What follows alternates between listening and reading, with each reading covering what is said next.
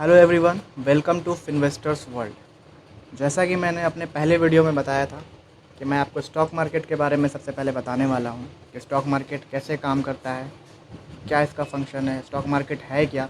तो मैं उस पर आज एक वीडियो लाया। तो उम्मीद है आप लोगों को अच्छा लगेगा। So let's start. तो सबसे पहला क्वेश्चन है, व्हाट इज़ स्टॉक मार्केट। तो मार्केट क्या होता है? मार्केट का मतलब, जैसे हम लोग को कपड़ा ख़रीदना है तो हम लोग कपड़े के दुकान में जाएंगे, कपड़े के मार्केट में जाएंगे। जैसे हम लोग को सब्ज़ी ख़रीदना है तो हम लोग सब्ज़ी के मार्केट में जाएंगे। वैसे ही अगर हमें किसी भी कंपनी का शेयर्स ख़रीदना है तो हम स्टॉक मार्केट में जाएंगे। स्टॉक मार्केट एक जगह हुआ जहां हम लोग किसी भी कंपनी का शेयर्स जो है ख़रीद और बेच सकते हैं। वैसे जगह को स्टॉक मार्केट बोलते हैं। आई होप कि आपको स्टॉक मार्केट के बारे में कुछ क्लियर हुआ होगा कि स्टॉक मार्केट क्या है। अब स्टॉक मार्केट को रेगुलेट कौन करता है, ये होता कैसे है, ख़रीद बेच शेयर का ये होता कैसे है, तो इसके बारे में अब जानते हैं। हमारे इंडिया में दो स्टॉक एक्सचेंज है। ये पहला BSE बॉम्बे स्टॉक एक्सचेंज, दूसरा NSE national stock exchange. BSE का इंडेक्स, जैसे सेंसेक्स का नाम सुना होगा आपने, वो बॉम्बे स्टॉक एक्सचेंज में आता है। और आपने निफ्टी का नाम सुना होगा जो नेशनल स्टॉक एक्सचेंज में आता है।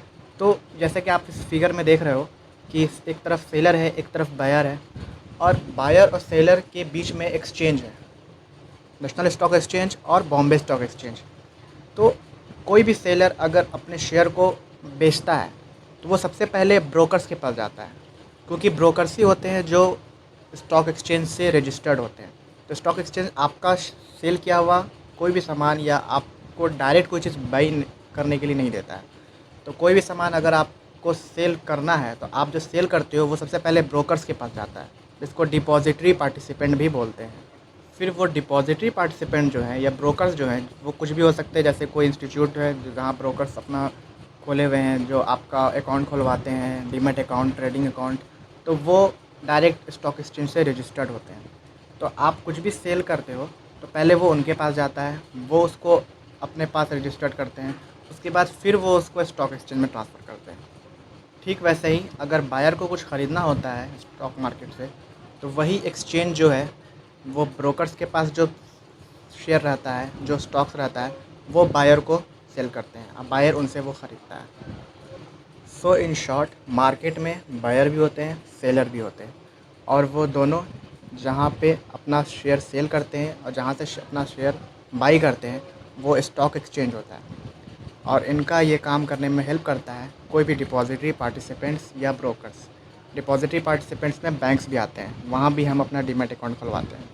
ओके, तो वो भी सो अब हम जानते हैं कि ये स्टॉक एक्सचेंज में जो बाइंग और सेलिंग हो रहा है, तो इसको रेगुलेट कौन कर रहा है। स्टॉक मार्केट में स्टॉक एक्सचेंज जो है वो शेयर को सेल और बाई करने में हेल्प कर रहा है।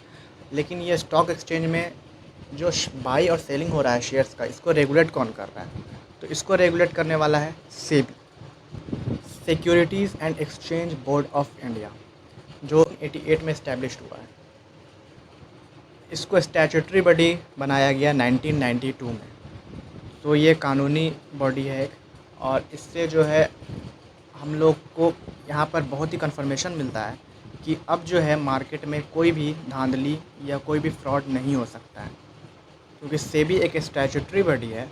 वो स्टॉक मार्केट को रेगुलेट करता है ताकि कोई भी मैल प्रैक्टिस मार्केट में ना हो सके, कोई भी गलत फ़ायदा नहीं उठा सके हमारे पैसों का या हमारे शेयर का, किसी चीज़ का भी। और ये सेबी जो है इन्वेस्टर को एजुकेट करने का भी काम करता है।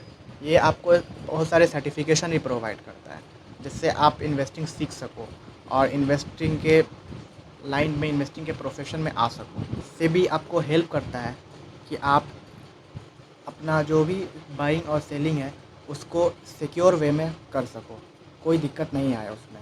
और आपके इंटरेस्ट को सिक्योर करता है, ताकि आपका जितना इंटरेस्ट बन रहा है, आपको जितना रिटर्न मिलना चाहिए, वो आपको प्रोवाइड हो मार्केट से। सो यहाँ सेबी की वजह से हम लोगों को बिल्कुल नहीं डरना चाहिए कि हम लोग अगर स्टॉक मार्केट में गए तो कहीं हमारा पैसा इधर उधर ना हो जाए, कहीं कोई हैकर्स हमारा पैसा ना लेके गायब हो जाए या कुछ भी। मतलब ऐसा डरने की ज़रूरत नहीं है, क्योंकि सेबी हर चीज़ को रेगुलेट करता है और हर चीज़ को आपको सही से प्रोवाइड करता है। अब हम जानते हैं कि स्टॉक मार्केट क्या है, स्टॉक मार्केट कैसे वर्क करता है, स्टॉक एक्सचेंज क्या है, स्टॉक एक्सचेंज से बाइंग या सेलिंग कैसे होती है, और उसको रेगुलेट कौन करता है, जैसे सेबी। और वो रेगुलेट करता है तो उससे हमको क्या फ़ायदा है, ये सब चीज़ हम लोग जान चुके हैं। अब हम लोग पढ़ेंगे कि ये स्टॉक है क्या। तो स्टॉक जैसा कि मैंने आपको बताया है कि स्टॉक, शेयर्स और सिक्योरिटी सारी चीज़ सेम है, एक ही चीज़ के सारे नाम हैं, ठीक है। तो स्टॉक वो होता है जो हमें कंपनी देती है, जैसे कि कोई भी कंपनी होती है वो अपना शेयर्स जो है शेयर मार्केट में बेचती है और वहाँ हम लोग जो है उसके शेयर्स खरीदते हैं। तो उसके शेयर्स खरीदने का मतलब है कि हम लोग उसके पार्शियल ओनर बन रहे हैं उसकी कंपनी के। तो हम लोग उसके कंपनी के ओनर बने, उसके कंपनी के ओनरशिप में पार्टनर बने, ठीक है। तो ये हमको क्लियर करना है, हम लोग जितना शेयर खरीदेंगे उतना हमारा ओनरशिप उस कंपनी पर ज़्यादा बढ़ेगा। तो ये होता है स्टॉक।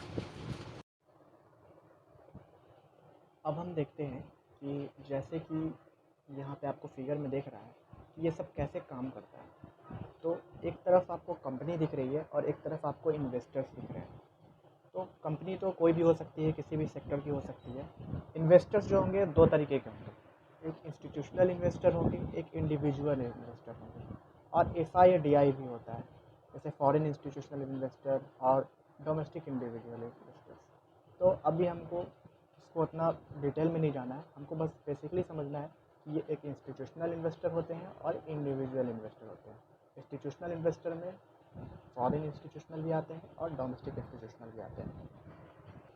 तो जो भी ट्रेडिंग होती है, जैसे दो चीज़ होता है स्टॉक मार्केट में, ट्रेडिंग और इन्वेस्टिंग। अगर आप ट्रेडिंग कर रहे हो तो कोई भी ट्रेडिंग हो रही है तो वो इन्वेस्टर और इंडिविजुअल्स के बीच में होती है, इन्वेस्टर इन्वेस्टर्स के बीच हो रही है, इन्वेस्टर्स इंडिविजुअल के बीच हो रही है, इंडिविजुअल इंडिविजुअल के बीच हो रही है।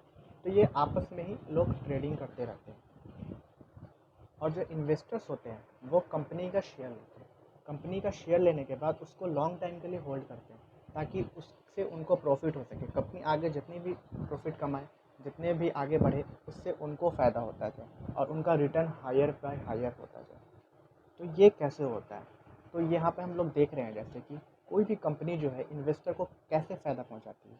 तो वो उसको अपने बारे में सारी इन्फॉर्मेशन देती है ताकि वो उसके बारे में जान सके, कोई भी इन्वेस्टर जान सके कि हम जिस कंपनी पे पैसे लगा रहे हैं, जिस कंपनी का शेयर्स खरीद रहे हैं, उसका बेस क्या है, कितना मजबूत है, उसका मतलब उसका मतलब कोई उस पर कर्ज़ा तो नहीं है कुछ, उससे अगर मैं उसका शेयर खरीदूँगा तो मुझे आगे जाकर घाटा तो नहीं हो जाएगा। तो इस वजह से कंपनी का सारा इन्फॉर्मेशन जो है वो अपने इन्वेस्टर को वो प्रोवाइड करती है और उसको डिविडेंड भी देती है। डिविडेंड देने का मतलब हुआ कि जैसे कि अगर उसको कोई भी प्रॉफिट होता है साल में तो वो उसका कुछ हिस्सा जो है अपने इन्वेस्टर्स को बांटती है, अपने शेयर होल्डर्स को बांटती है।